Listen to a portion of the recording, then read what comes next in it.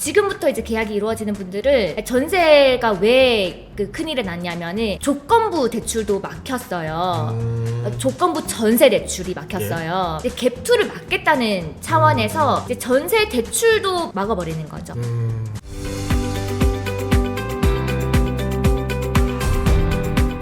네, 여러분 그 628 대책이 나와서 지금 부동산 시장이 떠들썩한데 현장의 목소리를 제가 듣고 싶어가지고 오늘 오전에 제가 스레드로 섭외를 했습니다. 네, 윤지영 공인중개사님입니다. 반갑습니다. 안녕하세요. 네. 안녕하세요. 네, 안녕하세요. 스레드에서 굉장히 활동을 많이 하시던데요. 네. 어쩌다 보니까 그냥 자기 전에 글자 한자씩 쓰다 보니 또 이렇게 대단하신 분께서 연락이 오셔가지고 제가 당장 가겠다고 네. 오늘 거의 입주 날이어가지고 땀을 한 바가지 흘리고 왔는데 그래도 이제 100만 유튜버 전인구님께서 오라 하니 당장 왔죠. 정말 죄송해요. 오늘 진짜 더웠어요. 오늘이 10m만 걸어도 땀이 나는. 네. 우선 자기소개 한번 부탁드릴게요. 왜냐면 유튜브 다른 채널에도 많이 나오셨었더라고요. 네, 한두 번 나왔었는데 네. 지금 반포 쪽에서 서초구 반포 아파트를 집중적으로 중매를 하고 있는 공인중개사 윤지영이라고 합니다. 요새 입주한 거면 그 메이플자이밖에 없지 않아요? 메이플자이, 네. 거기서 일하신다고? 네, 메이플자이 입주시키고 왔습니다. 그 조식 나오는 아파트? 네, 맞습니다. 저는 못 들어가고요. 아, 그래요? 네네. 저는 중개만 하고 있는. 저 예전에 그 자이TV 제가 촬영 몇 번 해가지고 네네. 커뮤니티 봤는데 커뮤니티가 장난 아니던데요, 요새 아파트들? 너무 좋죠. 네, 그래서 이번에도 메이플자이 되게 기대주 중에 하나였었는데 네. 가장 피해를 많이 본 아파트가 아닐까. 딱 입주 시기에 628 대책 딱 터졌잖아요. 지금 어떻게 된 상황인 거예요? 저도 진짜 그 27일, 628이니까 27일 날 방 터졌거든요. 그날 엄청 큰 매매건을 하나 들고 있었고, 그리고 저희 전세 계약하신 분도 계셨는데, 이제 가계약금만 들어가 있는 상황이었는데, 628 대책은 이제 대출 규제를 완전히 천둥번개가 버버벙 한 느낌이었어요. 저도 매도인도 매수인도 완전 다 패닉 그 자체였어요. 그날 엄청 많은 일들이 일어났었는데 일단은 어느 정도 요약을 해서 얘기를 드리자면은 기존에 있었던 대출 규제를 완전히 조이는 느낌인데 한도 6억까지만 이제 대출이 가능한 부분이고요. 최대 6억. 그러다 보니까 뭐 50억짜리 매매를 했을 때 보통은 50% LTV를 해가지고 대출을 한 25억까지도 받는 부분이니까 이제는 6억까지만 되는 부분이면은 최소 46억 플러스 뭐 취득세, 복비, 법무사비 다 있어야 돼요. 그러다 보니까 한 뭐 44, 5억은 충분히 있어야 되는 사람만이 매수를 할 수 있는 환경이 된 거죠. 아, 그러면 당연히 한 20억 정도 대출 나올 거라 계산하고 잔금 뭐 한 20억 뭐 이렇게 언저리 좀 준비했었다가 맞습니다. 대출이 6억밖에 안 나온대요 라고 하는 순간 14억이 폈다는 얘기잖아요. 그렇죠. 그럼 입주 못 하는 거 아니에요? 그렇죠. 아. 거기다가 심지어 이 강남 상구 같은 경우에는 토허제, 용산까지 포함해가지고 토허제로 묶여 있는데 제 계약자분은 지금 7월 1일이잖아요. 네. 6월 초쯤에 이제 계약 약정서를 하고 서초구청에 허가 신청서를 하는 거를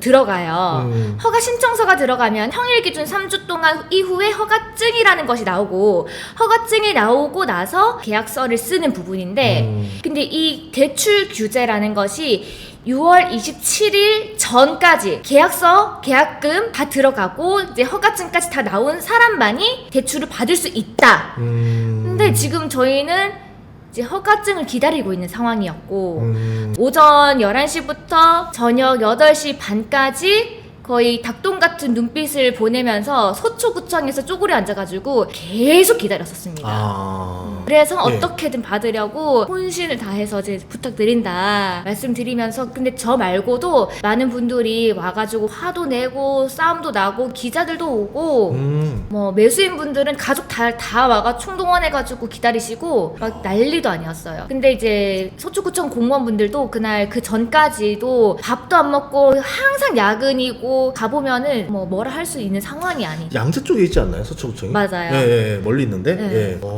그러다 보니까 저도 이제 조용히 계속 기다릴 수밖에 없어가지고 기다려서 어떻게든 받아냈었거든요.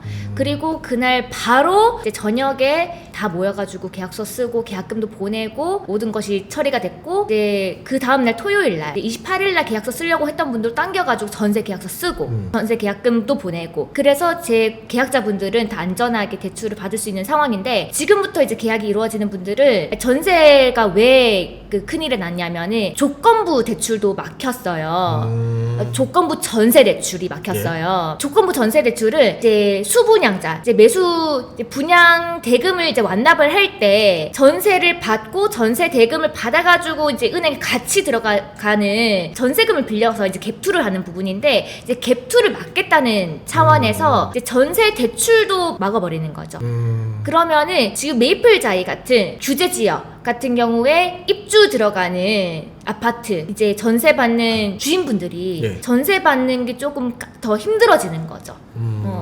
보통 전체 현금으로 전세를 뭐 10억짜리 들어오시는 분들도 분명히 많아요. 근데 아닌 분들도 반이 있거든요. 그런 분들은 못 들어오는.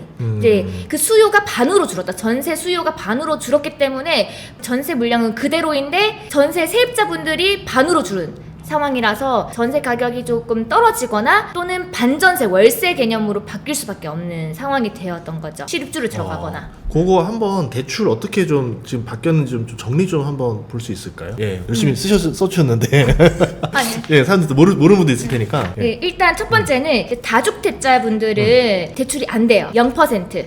1주택자 분들은 어떤 경우에 되냐면은 내 집을 이제 판다 했을 때, 그것도 6개월 내에 판다 했을 때 대출이 좀 나오는 부분인데, 거기에 있어서는 규제 지역은 50% 그리고 비규제 지역은 70%. 나머지는 대출이 안 돼요. 그것도 이제 6억 내로 해가지고 들어가는데, 또 6개월 내에 처분을 해야 되고 6개월 내에 전입을 하셔야 됩니다. 한마디로 너 실거주 아니면은 대출 못 받아 이거예요. 그리고 두 번째는 여러분들이 주택을 담보로 해가지고 생활 자금을 지원받는 대출을 할 때 보통은 1억에서 2억 정도인데 1억 한도 내에서만 가능하고 2주택자 이상, 예. 다주택자는 불가능 들어갑니다. 그리고 대출 만기가 제가 알기로는 하나은행 같은 경우에 40년까지 되는데 이제 모두 다 30년까지만. 그러니까 꼼수 안 된다 이거네요. 그렇죠. 네. 근데 요거는 이제 또 네. 은행 이금융은 또 어떻게 될지는 좀 봐야 될 것 같은데, 이금융도 막 4, 50년 되는 게 있었어요. 있었지만 그것도 이제 30년으로 될지는 좀 봐야 될 것 같습니다. 거기에다가 DSLR 3단계 적용했을 거고. 그렇죠, 그렇죠. 7월 1일자 됐으니까. 그렇죠. 그럼 결국은 딱 잔금 계획이 좀, 이게 왜냐면 좀 아파트 가격이 저렴하면 미스가 나봤자 몇천 정도 차이 날 텐데, 그렇죠. 지금은 10억 단위로 차이가 나는 사람이 많아졌겠네요. 맞죠, 그럼 지금 맞죠. 그 현장 분위기가 예를 들어서 입주 못할 것 같아요라고 하시는 분들도 많은 거예요. 주인분들이요? 청약 당첨된 사람들이 이제 잔금치로 들어가야 되잖아요. 그렇죠. 원래 그거는 어느 정도 이제 메이플이 제가 지금 하고 있다 보니까, 근데 지금 메이플이 어제부터 집을 보고 입주를 시작하는 방향이고, 그리고 8월 말에 만기인데 시간이 너무 촉박해서 사실 이분들은 입주를 당장 하기에도 대출을 바로 알아보시거나 돈을 어디에서 만들어 오시거나 하셔야 되는 부분이죠. 지금 2달 안에 지금 이게 급박한 상황이 벌어졌는데 어쨌든 네. 이제 시작이기 때문에 2달 정도의 여유가 있다. 보통 그렇죠. 2달 지나면 그 연체이자 물잖아요. 그쵸. 12%짜리인가? 7.8% 7.8%? 네. 차라리 그게 더 쌀 수도 있겠는데. 맞습니다. 왜냐면 어쨌든 돈을 못 구한 상태에서 그 비싼 거를 구하느니 어떻게 맞아요. 해서든 지금 해야 되는 상황이다 이거잖아요. 그렇죠. 근데 그런데도 신기하게 이제 전세 같은 경우에도 대출 안 끼고 들어오시는 분들이 꽤 많으신데, 그래도 이분들도 이제 가격이 조금 떨어질 것 같다라고 생각을 해가지고 기다리려고 하는데, 이거는 저도 주인분들이 보고 계실 수 있어서. 예, 그렇죠. 아, 뭐 어쨌든 서로 의견은 다르다. 네. 그러면 지금 매도가를 좀 낮추시는 분들도 생겼나요? 오늘자로 해가지고. 근데 예. 여기는 진짜 반포 압구정은 특이점이 특징이 있는 곳이에요. 여러분들도 또 한번 상상을 해보시면 여러분들이 반포 압구정 집을 들고 계시고 네. 또는 제가 고향이 대구이거든요. 대구에 집을 하나 있다고 치거나 또는 뭐 옆에 세종에 사시잖아요. 네. 세종에 아파트 하나가 있어요. 그러면은 이 다주택자신데 뭘 파시겠어요? 세종 거 팔죠. 그래요. 맞아요. 네. 저도 대구 거 팔 것 같아요. 그렇죠. 그러니까 서울 거 한 채를 남기겠다. 그렇죠. 그렇기 때문에 더 지방 거에 대한 매도세가 더 강해질 거다. 아니요, 그것보다 이분들은 반포 압구정 분들은 팔고 다른 곳에 갈 곳이 없어요. 한마디로 땅굴을 파고 있는데 저 안쪽에 들어가 있는 사람들인데 이제 더 이상 땅이 안 파지는 거예요. 그러니까 이분들은 대출 규제를 하잖아요. 이분들도 이거 팔고 또 이사 갈 곳을 찾아야 돼요. 살고 계신 분들이 만약에 이분들은 반포집을 팔고 압구정을 간다 했을 때 압구정에서도 이분은 대출을 못 받아요. 다 현금 들고 들어와야 돼요.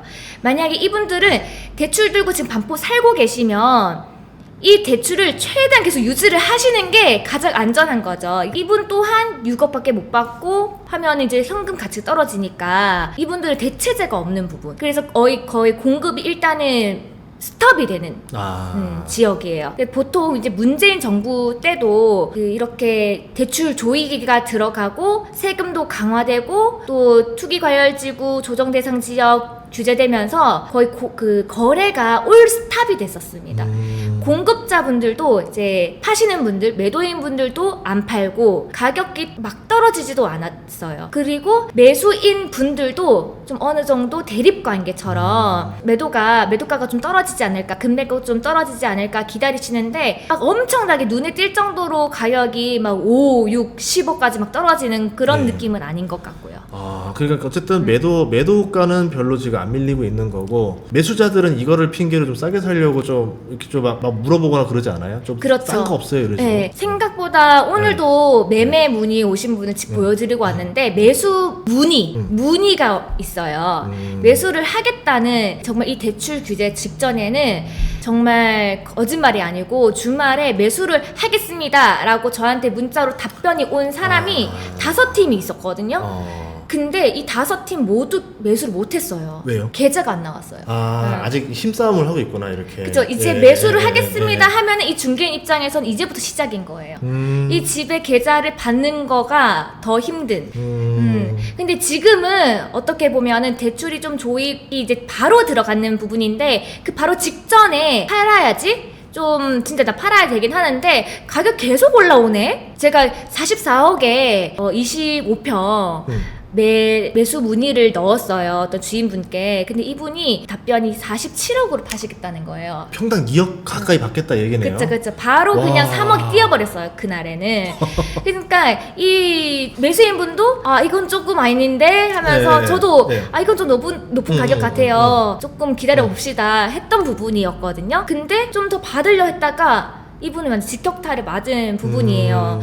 지금은 이분은 44억에도 계좌가 오픈이 되긴 해요. 왜냐면 이분은 팔아야만 하는 상황이긴 했기 때문에. 그렇다 해가지고 44억도 결코 낮은 가격은 아니거든요. 워낙 그 전에 뜨거운 불정이 파파파파박 올라왔으니까 찬물을 팍 해서 이 열감을 조금 떨어뜨리는 정도. 제가 이 주인분이 저희 부동산에 오셔가지고 그 매수했던 분 어떻게 됐냐 여쭤보시더라고요. 제가 한 40억에 얘기를 했죠. 이제 44억 갔다가 47억 갔다가 40억이 된 거 제가 얘기를 한 거예요. 이분이 당연히 거의 마음은 불이 나죠. 저한테 화가 날 수도 있어요. 제가 말을 잘못하면. 그 가격이라 했는데 왜 갑자기 자꾸 올리냐. 자기는 이제 최소 44억은 받고 싶은데 갑자기 가격이 떨어지니까 속상한 거죠. 그러니까 이제 안 좋은 표정으로 해서 나가셨는데 일단은 지금 40억 초반으로 해도 매수할 사람이 있지만 근데 그분들이 적극적으로 이제 계약금을 쏘는 것까지는 그 전이랑 다르다는 그러니까 거죠. 좀 갭이 좀 벌어져 있다 얘기네요. 그럼 이제 지금 상황에서는 매도자도 매수자도 서로 합의되는 가격으로 지금 만나기는 조금 약간 대리, 떠 있는 상태. 눈치 보고 있는. 떠 있는 상태. 네. 그러면 지금 그 중개하는 좀 중개 사무소들 분위기는 어때요? 현장 분위기는? 저는 일단 매매 같은 경우에는 조금 문의만 있고 당장에 매수를 하겠다는 이분들은 지금 바로 직전이라서 눈치를 보고 계신 것 같고. 그럼 전세 쪽은 어때요? 전세 쪽도 안 좋지 않아요, 그러면? 전세 같은 경우는 잘 하고 있습니다. 아 그래요? 아니, 전세 대출도 좀 타격받지 않았나요? 이번에 괜찮나요? 메이플 자이 같은 경우에는 전세 대출이 막히는 바람에 조금 타격이 올 수 있죠. 전세 대출이 막힌다는 게 뭐 예를 들어 다주택자가 전세 대출이 안 나오는 거예요? 무주택자는 상관없는 거예요? 이런 이등기 그 갭 투자를 막기 위해서 그 분양 대금을 전세랑 같이 해가지고 낼 거를 거기에 있어가지고 전세 대출이 막히는 거예요.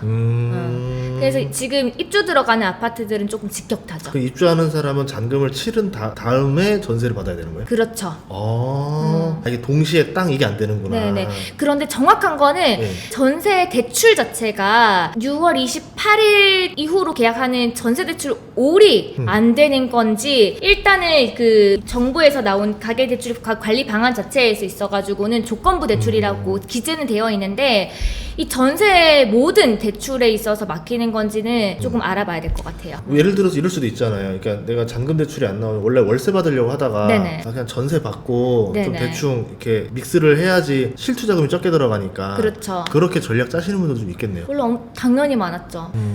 당연히 많은데 그냥 일반 전세는 아마 될 것 같거든요. 아, 일반 전세는? 네, 요건 대출 상담사님께 예. 제가 다시 한번 여쭤봐야 될 것 알겠습니다. 같습니다. 그러면 이제 좀 현장에서 앞으로 어떻게 뭐 분위기 흘러갈 것 같아 이런 얘기 많이 할 거 아니에요. 네네. 좀 어떻게 얘기하고 있어요? 사실 이번에 규제가 너무 갑작스럽게 나왔기도 했고 그래서 사람들이 얼음이 돼버렸어요. 굉장히 세다고 충격 먹었구나. 네. 특히 이쪽에 타겟팅 강남 3구 쪽이 제일 타격 많이 받은 거잖아요. 그럴 수 있죠. 네. 거래가 제일 어떻게 보면은 거래가 많이 이루어지진 않고 6월 28일 이후로 해가지고 거래량이 좀 떨어질 거고 그렇다 해서 가격이 막 떨어지는 것까지는 아닐 것 같아요. 떨어지기는 물론 좀 떨어질 수 있어요. 초반에 갑작스럽게 사람들이 당황을 해가지고 무조건 팔아야 되는 사람들 무조건 팔아야 되는 사람들은 팔아야 되니까 네. 그런 것들 금매가 잠깐 나올 수 있는데 다른 분들은 아예 안 팔고 마는 부분 거예요. 그러면 뭐 이런 말도 해요. 이 규제 더 나올 것 같아. 이게 끝일 것 같아. 뭐 어떻게 좀 얘기 나오는 것도 있어요. 저는 이제 더 네. 나올 거라고 당연히 예상을 하고 앞으로는 이제 대출 조이기가 들어왔는데 또 이제 집값이 안 잡히면 사실 집값이 안 잡힐 확률이 저는 좀 크다고 생각을 하거든요. 왜냐하면 지금 공급을 대출 조이기로 인해서 파는 사람이 초반에는 생기지만 이것들이 이제 설거지가 되면은 이제 없어지면 파는 사람들이 거의 또 없어져요. 지금 토어제로 인해 가지고 전월세를 받고 있는 집 자체의 공급도 아예 없어졌기 때문에 그날 이후로도 되게 가격이 올랐거든요. 이제 공급과 수요에 인해서 한마디로 에르메스 백이 귀하잖아요. 그런 것처럼 롤렉스 시계가 귀하잖아요. 수요도 줄였지만 공급도 줄여버려서 네. 가격이 뛸 수 있다. 그렇죠. 왜냐면 네. 아까 말씀드렸던 네. 것처럼 반포 압구정 사시는 분들이 네. 이분들도 이제 이걸 팔고 대출 다 쪼였기 때문에 못 팔아요. 팔고 나갈 데도 없고. 그쵸. 네. 이 펜만 하나가 사면 되는데 이 펜 이제 파는 집이 없는 거예요. 그렇게처럼 이분들도 팔고 갈 곳이 없어서 대출이 쪼이면은 모든 사람이 그 지금 들고 있는 사람도 대출을 영향을 받는 거니까 공급이 줄어들기 때문에 제가 봤을 때는 가격이 그렇게 좀 떨어졌다가도 다시 이제 좀 이렇게 올라갈 수도 있고 이제 조정이 될 수 있죠. 그대로. 그렇게 되면 추가 규제 또 나올 거 아니에요. 추가 규제는 집값이 또 뜨네. 망치병 또 뜨네. 망치병. 맞습니다. 예. 더 때려줘야 되니까. 그럼 거래량은 더 말라갈 거다. 그렇죠. 때릴수록 말라갈 것 같다. 그렇게 거래량 보니까. 말라가고 예. 가격은 조금 미적지근하게 이렇게 갈 것 같아요. 그래서 궁금한 것 중에 하나가 이게 현장에 있는 사람만 알 것 중에 하나인데 여기를 매수하거나 어쨌든 이제 보유하는 보유자들 메이플 뭐 자이 지금 네네. 들어왔네 주로 어떤 분들이에요? 이렇게 돈이 진짜 많은 분들이에요? 아니면 좀 영끌로 간신히 들어온 분들이에요? 제가 이 말 한번 했다가 욕을 조금 먹었었는데 네. 근데 예. 전 이제 경험을 토대로 얘기를 하다 보니까 제 계약자 분들 중에서 한 열에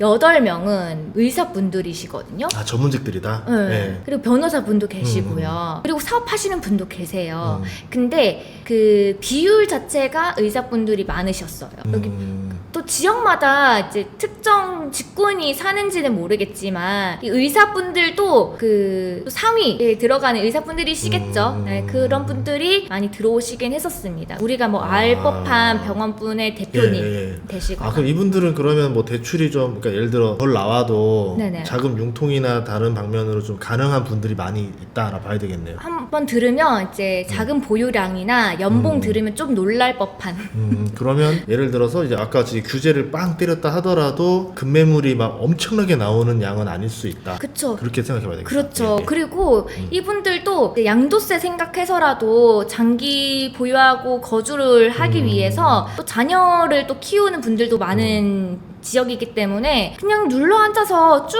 살려고 있으신 분들도 대다수 많으셔요. 세대수도 크지 않아요? 몇 세대예요 거기가 지금? 메이플 같은 경우는 예. 3,000세대 그게 이상 지금 되고, 입주하는 거예요? 네. 그러면 원밸리도 그 정도 되고. 그 금매 좀 나오지 않아요? 3,000세대면 그래도 좀 어느 정도 나오지 않을까요? 지금 30평대 네. 기준으로 두세 개 그거밖에 안 있고요. 나와요? 25평 기준으로 한두 개. 그러니까 전 3,000세대니까 이 정도면은 그래도 발등에 불 떨어진 사람이 300세대는 되지 않겠나.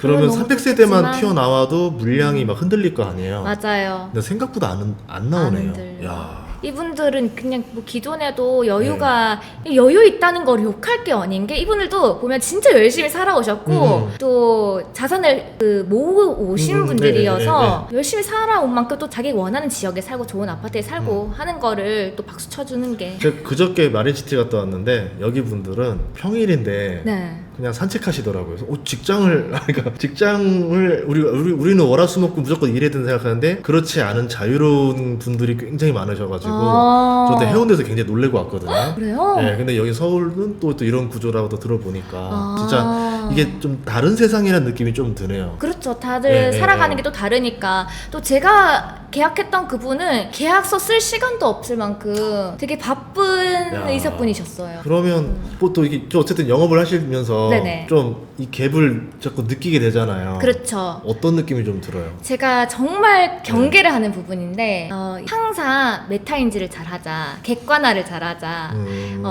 제가 그 고객분들께는 이 상황 자체를 객관적으로 말씀드릴 수밖에 없기 때문에 제 입에서 40억, 50억, 뭐 80억 이게 쉽게 무슨 나와버려요. 카지노 게임 하는 느낌 날 것 같아. 그러니까 이게 뭐 현실적이지 않잖아요, 그렇죠. 숫자가. 예. 그렇죠. 약간 그 카지노 딜러라 하나요? 아, 딜러 느낌들. 예, 그런 예, 분들도 그런 거를 조금 느끼지 않으실까 싶은데 맞아요. 그럴 때 제가 스스로도 몇 번이나 반성을 한 적이 많거든요. 네, 배워야 되겠다. 전 주식하다 보니까 기업들 이 회사 이번에 100억밖에 못 벌었네요 하지만 1년에 100억 벌면 잘 버는 거 아니야? 그러니까요. 근데 착시 효과가 나요, 계속. 맞아요. 맞아. 저한테는 지금 뭐 10억짜리 아파트도 굉장히 높은 아파트인데 절대 무시하는 것이 아닌데 일단 이제 고객분께는 이런 아파트들을 계속 소개를 하다 보니까 조금 40억인데 싸게 드리는 거예요 라고 하면서 그렇죠. 어떤 사람 저 40억이 뭐가 싼 거야? 이렇게 맞아요. 그 말입니다. 4억도 비싼데 이런데 맞아요. 이런 일이 벌어지더라. 맞아요. 이분을 모신 이유가 뭐냐면 되게 고생도 많이 하시고 진짜 어린 나이부터 해가지고 공인중개사 자격증 몇 살에 땄어요? 대략? 제가 기억도 안 나요. 사실 제가 27살인가 28살인가 27살에 따서 네. 근데 그전에는 또 이제 부동산 관련 일을 또 계속 하시면서 네, 맞아요. 하다가 본인이 이제 따야 되겠다 땄으니까 벌써 나이도 되게 어린데 업계 경력이 10년 가까이 된 거 아니에요? 네, 가까이 됐죠. 네, 맞아요. 올해 지나면 이제 10년 됩니다. 왜냐면 제가 또 이렇게 스레드에서도 정말 글도 열심히 올리시고 그 다른 유튜브 영상도 보시면 알지만 정말 열심히 노력파예요. 계속 이제 올라와가지고 부동산 이야기도 많이 해주시고 또 워낙 말도 또 재미있게 잘 해주시고 이래가지고 제가 또 이렇게 가끔씩 봅니다. 그런데 또 오늘 아침 그 메이플자의 얘기 나오면서 아침 또 그 얘기를 하시길래 그쪽에서 일하시는구나. 너무 잘 됐다 해가지고 오늘 출연해줄 수 있냐고 그랬죠. 앞으로 많은 활동 또 부탁드리고요. 마지막 인사 한번 부탁드리겠습니다. 여러분 감사합니다. 예, 알겠습니다. 저희 또 다음 시간에 뵙도록 하겠습니다. 고맙습니다. 예. 감사합니다.